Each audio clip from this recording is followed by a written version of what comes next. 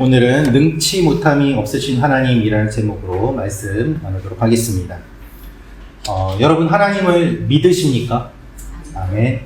그러면 하나님을 얼마나 알고 계십니까? 하나님과 얼마나 친밀하십니까?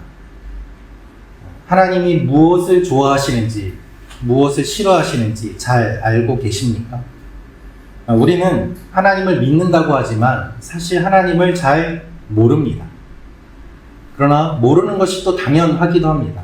여러분, 하나님 다 안다고 하는 사람이 오히려 더 위험합니다. 하나님은 다 알 수가 없어요. 모르기 때문에 겸손할 수밖에 없습니다.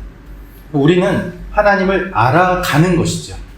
점점 알아가는 것이고, 알아가면서 하나님과 더 친밀해지고, 하나님과 친밀해지니까 하나님을 더 알게 되고, 이 선순환이 계속 일어나게 되는 것입니다.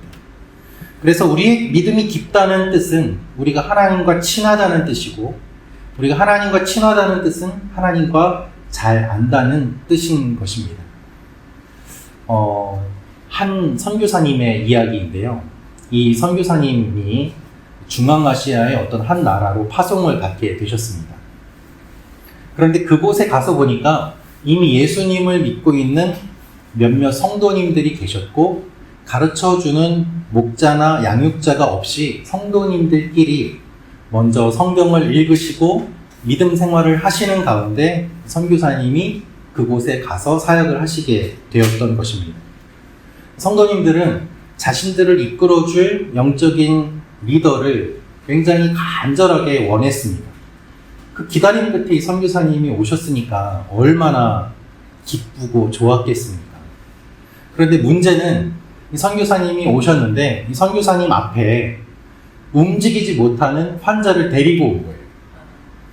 그래서 이 선교사님한테 선교사님이 오셨는데 성경에 기도하면 병이 낫는다고 되어 있으니까 우리보다 더 뛰어난 선교사님이 오셨으니까 분명히 고쳐주실 거다라고 생각하고 선교사님이 오셨다는 이야기를 듣고 환자를 데리고 온 거예요. 그런데 이 선교사님은 병 고치는 사역을 한 번도 해본 적이 없고 그런 경험도 안 해보셨던 분입니다. 사도행전의 기적은 이미 다 끝났고 그건 성경에만 나오는 사건이라고 생각을 하셨던 분이세요. 그런데 선교지의 성도님들이 모두 다 눈을 막 말똥말똥 뜨고 기대하는 눈으로 이 선교사님 기도하면은 나을 거야 라고 하고 있고, 환자는 눈앞에 있고 자기는 그런 경험도 없고, 내가 기도했는데 안 나으면은 어떡하지? 다시 한국으로 돌아가야 되나? 막 여러 가지 생각이 그 속에 가득 있는데 이 환자분이 앞에 있어서 기도는 해야 되겠고, 그래서 하나님 좀 도와주십시오 하고 간절하게 기도를 했답니다. 어떻게 되었을까요?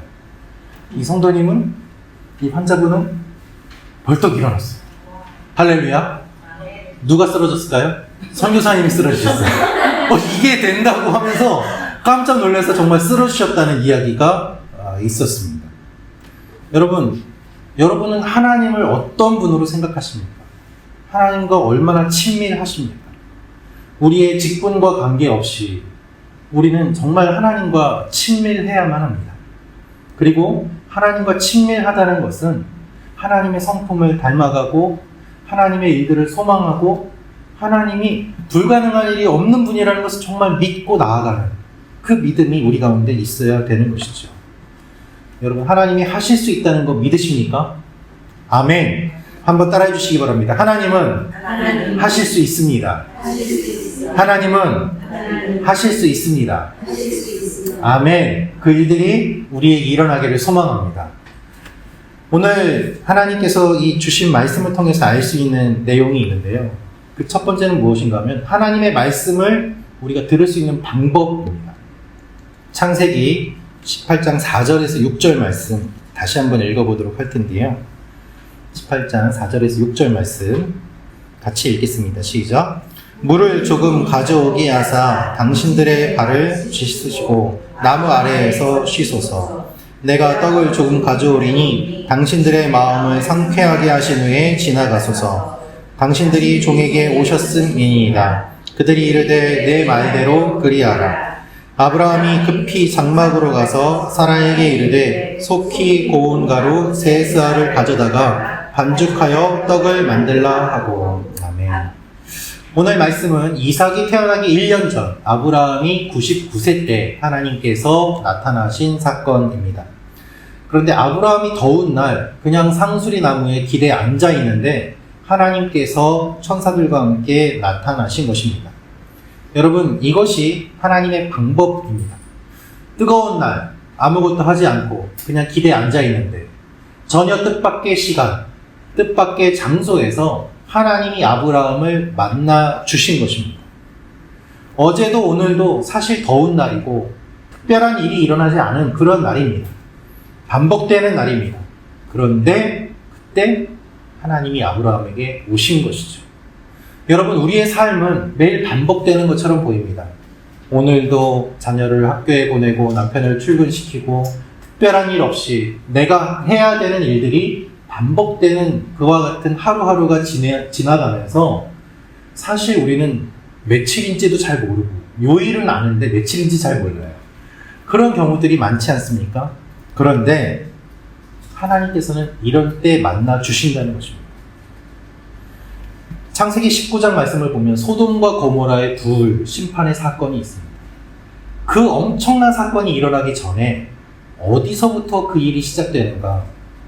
거슬러 올라가면 18장 1절에 아브라함이 조용히 앉아있을 때 거기에서 하나님이 오심으로 말미암아 자녀에 대한 이야기가 나오고 소돔과 고모라의 심판에 대한 이야기가 나오고 그것이 실제로 일어나는 일들이 진행이 되는 것을 보게 됩니다. 조용하지만 아무것도 없는 것 같지만 거기에서부터 하나님의 일이 시작되는 것이죠. 여러분, 하나님이 아브라함을 만나러 오셨는데 더 놀라운 사실은 사라를 만나러 오신 것처럼 오늘 말씀을 보면 보인다는 거죠. 아브라함이 주인공이 아니라 사라가 주인공인 것처럼 보입니다. 하나님은 뜻밖의 시간, 뜻밖의 장소, 뜻밖의 사람을 만나주세요. 그런데 이렇게 다가오시는 하나님을 다 만나는 것이 아닙니다. 하나님이 찾아오셔도 못 만나는 사람들이 있습니다. 스쳐 지나가는 사람들이 있습니다. 하나님이 주시는 기회를 놓치기도 합니다. 우리는 하나님의 원리를 알아야 되는데요. 하나님의 음성을 듣고 말씀을 들을 수 있는 방법, 그 원리는 무엇일까요? 그것은 바로 나그네를 대접하는 것입니다. 아브라함이 이 사람들을 보고서 벌떡 일어나서 대접하지 않았다면 지나가는 것이죠. 아브라함은 눈앞에 보이는 나그네를 대접합니다. 히브리어 원어를 보면 눈을 들어 본즉 다음에 보라라는 감탄사가 있어요. 딱 봤는데 그냥 보고서 그치지 않고 깜짝 놀래서 정말로 이들이 누구인 줄 모르지만 자신을 낮추고 이들을 높이면서 대접하는 내용이 나와 있습니다. 사실 아브라함도 많은 재산을 가지고 있고 많은 종들을 다스리고 있는 높은 지위에 있는 사람 아니겠습니까? 그런데 그가 3명의 나그네를 보고 납작 엎드리면서 와서 부디 머물고 가달라고 부탁을 하는 모습을 보게 됩니다. 당시의 문화는 물론 나그네를 대접하는 문화이기 때문에 당연히 아브라함이면 그렇게 하는 것 아니겠습니까? 라고 생각을 하실 수 있겠지만 그럼에도 불구하고 아브라함이 접대하는 모습을 보면 너무 일반적인 것을 뛰어넘는 풍성한 접대가 이루어졌음을 보게 됩니다. 과도하게 대접하는 것이죠. 와서 머물고 가십시오 라고 이야기하면서 음식을 준비하라고 하는데 고운 가루 3스아를 준비하라고 바로 이야기합니다. 그런데 3스아면 얼마인가 하면은 약 22kg이에요. 그러니까 밀가루 22kg을 준비해서 음식을 준비하라는 거예요. 3명이 먹기엔 너무 많죠. 거기에 우유와 젖과 여러 가지 것들을 준비해서 먹을 것들을 풍성하게 차립니다. 다 먹고도 남을 정도. 이것이 아브라함이 베푼 마음이었습니다. 여러분, 이렇게 하니까 하나님을 맞이하게 되고 섬기게 되고 놀라운 이야기를 듣게 되는 것이죠. 우리가 어떻게 하나님의 말씀을 들을 수 있을까요?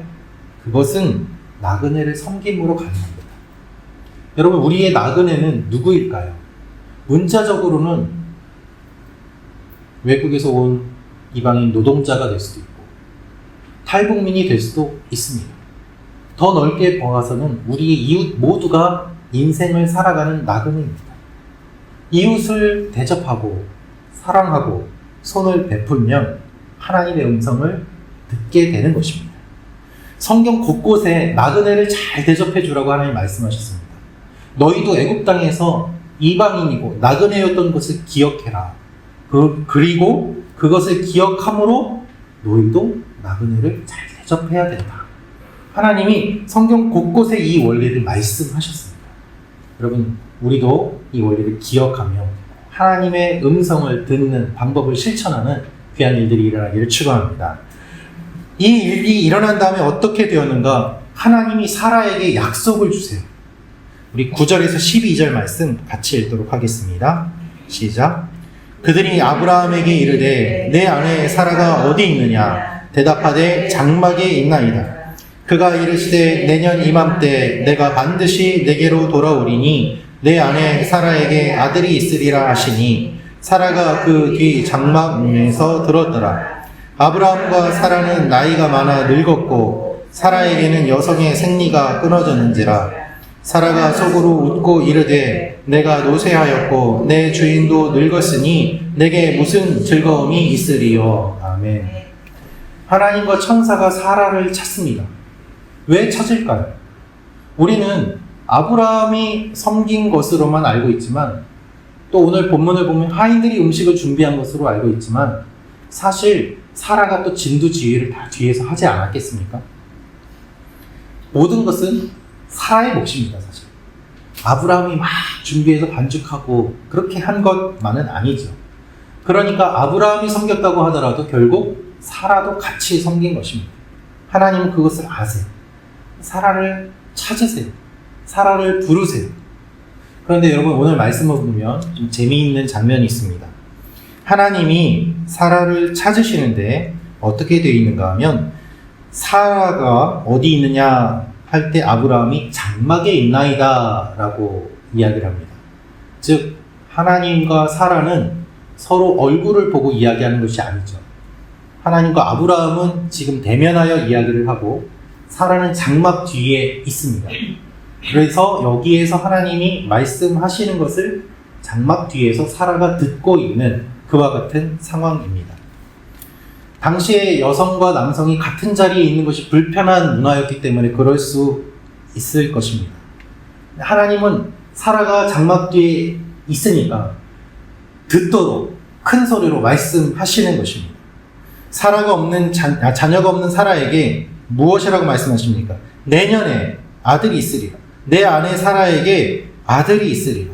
내년 이맘때 내가 올 것인데 그때는 반드시 아들을 낳을 것이다. 여러분, 내년에 아이를 낳으려면 올해 잉태해야 되잖아요. 그렇죠?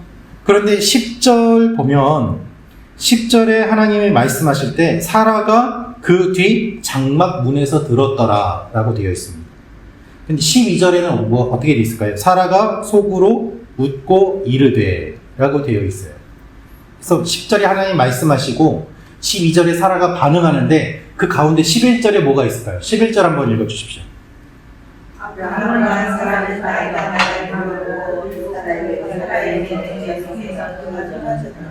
아멘. 여러분, 하나님의 말씀과 사라의 반응 사이에 가운데 뭐가 있습니까? 불가능해 보이는 현실이 있는 거예요. 하나님 말씀하세요. 아이가 있을 것이다. 사라가 웃습니다. 왜 웃습니까? 이걸 건너왔거든요. 건너오면서 어떻게 됩니까? 불가능한 현실을 통해서 보니까 하나님 말씀이 잘 믿겨지지 않는 거예요. 상식적으로는 불가능한 현실, 말도 안 되는 일이 일어난다고? 하나님의 말씀과 이 반응 사이에 현실이 가로막고 있는 것이죠. 99세까지 아이가 없습니다. 한 달에 한 번씩 기대했을 것입니다. 그렇죠. 1년이면은 12번. 10년이면은 어떻게 될까요? 120번. 그렇죠. 70세의 약속을 받았지 않습니까? 그리고 지금 99세입니다. 거의 30년 지났습니다. 여러분 몇 번 실망했을까요? 360번이에요. 360번. 매달 기대했는데 매달 실망하고, 하나님이 주신 약속 바라보고 또 기대했는데 또 실망하고, 360번 실망하면 계속 기대를 하는 것이 더 이상하지 않습니까? 사라는 이미 그 경험을 한 거예요. 그런데 또 아들을 주신다는 약속을 하시니까 사라는 그 자신의 경험과 현실 앞에서 웃을 수밖에 없는 거죠. 헛웃음이 나왔을 것입니다. 여러분, 하나님께 360번 실망해 보신 적 있습니까? 내가 간절히 기도했는데 기도가 응답되지 않아요. 360번 기도했는데 기도하다 보면은요, 다 포기하고 싶고 나중에는 하나님 원망하기도 합니다. 저는 결혼 8년 만에 자녀를 얻었습니다. 그런데 그 가운데 한 번은 사산이 됐어요. 출산 2주 앞두고. 한 번은 유산이 됐습니다. 그리고 또 몇 년 동안 자녀가 없었습니다. 아예 임신이 안 됐어요. 그래서 아내하고 올해까지만 기다려보자. 그 이후에는 그냥 둘이 지내는 걸로 만족하자. 그렇게까지 이야기를 했습니다.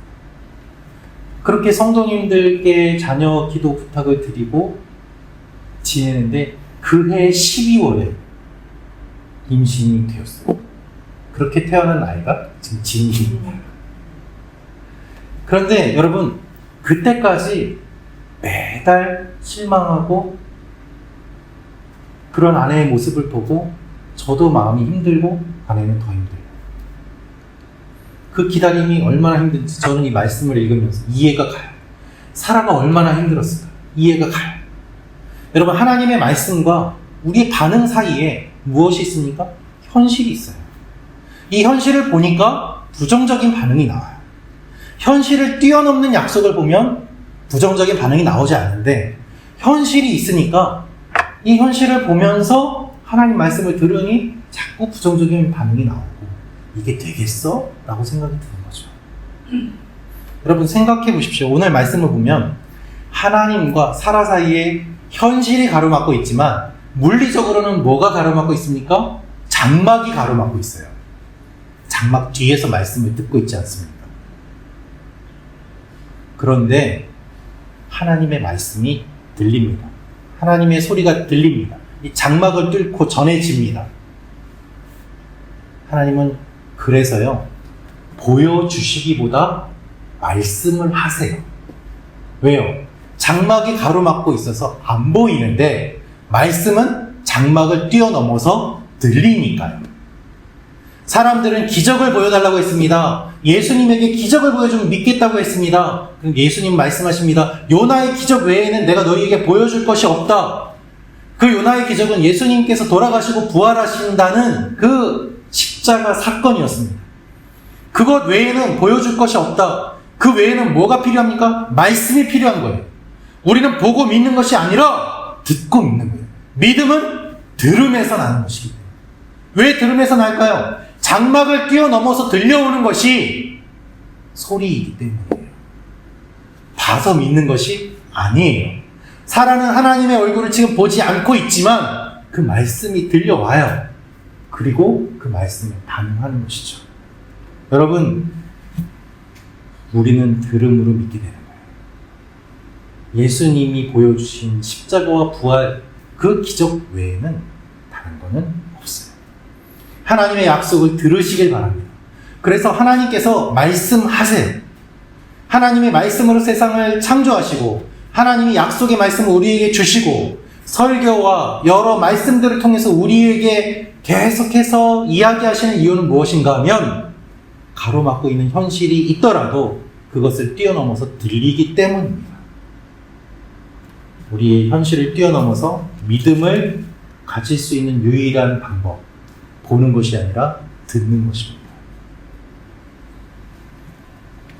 하나님께서 이렇게 말씀하십니다. 14절, 15절 말씀 같이 읽겠습니다. 시작.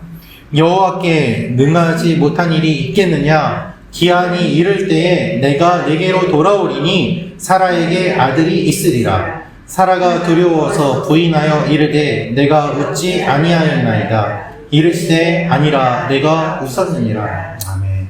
하나님은 이렇게 말씀하십니다. 여호와께 능치 못할 일이 있겠느냐? 하나님께 실망한 사람, 온전히 믿지 못하는 사람, 연약한 사람에게 하나님은 다시 한번 기회를 주시면서 여호와께 능치 못할 일이 있겠느냐? 나를 다시 한번 믿어봐라 말씀하세요. 하나님이 어떤 분인지 상기시켜 주세요. 나 하나님이야. 나 능력 있어. 나 할 수 있어. 여러분, 이분이 우리 하나님이십니다. 믿음은요, 기억하는 거예요. 믿음은 하나님을 기억하는 것입니다. 하나님이 하신 일을 기억하는 것입니다. 기억하기 위해서는 두 가지가 필요합니다. 하나는 무엇일까요? 기록이 필요합니다. 또 하나는 기념이 필요합니다. 기록과 기념을 통해서 기억할 수 있습니다. 여러분, 내 기억보다 기록이 더 정확해요. 기록을 보면 기억을 떠올릴 수 있습니다. 그리고 기념을 통해서 기억하게 됩니다. 그래서 우리가 만난 지 며칠, 결혼 몇 주년 기념하지 않습니까? 하나님께서는 기록하라고 하십니다. 그것이 하나님의 말씀이에요. 그래서 하나님 말씀을 읽으면, 말씀을 들으면 하나님을 기억하게 돼요. 기념은 무엇일까요? 세례와 성찬입니다. 교회의 절기입니다. 그래서 그것을 통해서 주님 말씀하시지 않습니까? 나를 기념하라. 주님을 기념함으로 주님을 기억하는 거예요. 주님이 나를 위해 돌아가셨구나.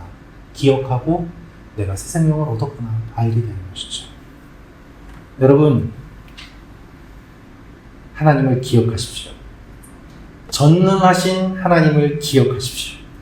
장막 뒤에서 사라가 웃었지만 하나님은 사라가 웃은 것을 아셨어요. 그래서 사라가 두려워서 하나님 저 안 웃었어요 했을 때 말씀하십니다. 아니다, 내가 웃었다. 이것은 사라를 비난하고 책망하기 위한 하나님의 말씀이 아니었습니다. 내가 이해한다는 하나님의 그 따뜻함이에요. 그리고 웃었다라는 말이 반복되면서 무엇을 의미합니까? 웃음이라는 뜻의 이삭이라는 아들이 태어날 것을 미리 여기서 보여주고 계시는 거예요. 불신의 웃음이 확신의 웃음이 됩니다. 쓴 웃음이 기쁨의 웃음이 됩니다. 믿지 못했던 사라가 이삭을 얻고 이 이삭이 말 그대로 웃습니다. 얼마나 기쁨을 줬겠습니까? 사랑하는 성도 여러분, 하나님을 비웃었던 것이 기쁨의 웃음, 믿음의 웃음이 될 것입니다. 하나님 전능하십니다. 하나님 하실 수 있습니다. 아멘. 이 하나님을 기억하며 나아가는 여러분과 제가 되기를 원합니다. 우리 이 시간에 같이 기도하기를 원합니다. 이 시간에 기도할 때 하나님, 내가 기도하다가 실망했던 것들,